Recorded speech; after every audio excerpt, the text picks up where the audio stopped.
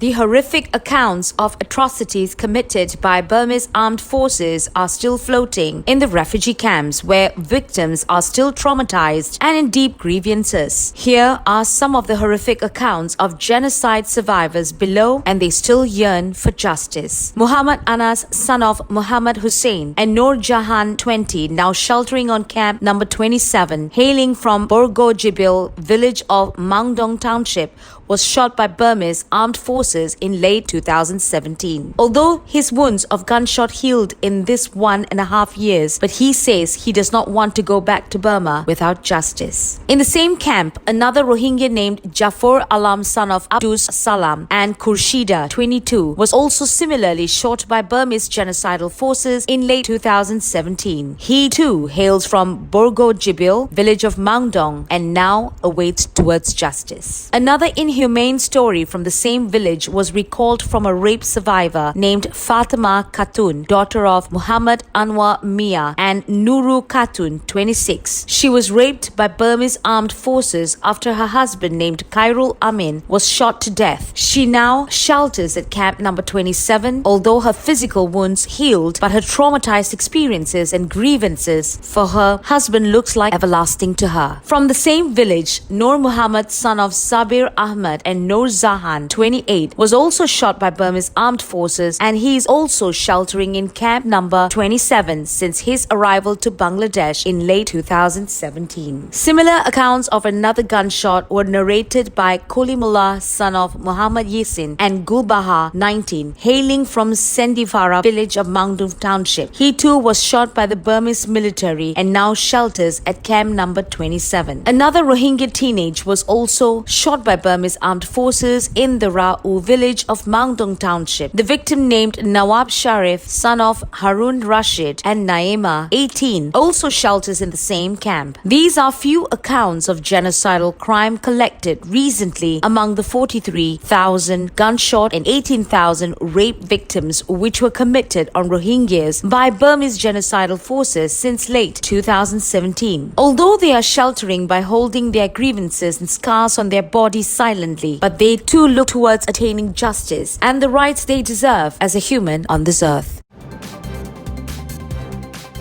It is now 18 months since the plight of the Rohingyas hit the headlines, when the mass exodus of people from Burma peaked following an escalation in violence. Since August 2017, more than 706,000 people, mostly women and children, have fled for safety across the border into Bangladesh. Many had seen family members killed, have been shot, suffered burns, or survivors of sexual violence. The majority of people arrived in the refugee camps in Cox's Bazar with nothing, and the trauma of their experiences had had a huge impact on their mental health. This International Women's Day, some of the UK's leading international charities working in the camps of Cox's Bazar are putting a spotlight on the situation faced by Rohingya women and girls. The real and hidden crisis during and in the aftermath of any conflict, displacement, or natural disaster is that women and children, especially girls, are disproportionately exposed to sexual violence, increased loss of livelihoods, and even their lives. After fleeing violence and discrimination in Burma, these women and girls are now struggling to cope with the loss and trauma they have experienced, to stay safe in the camps and for basic survival.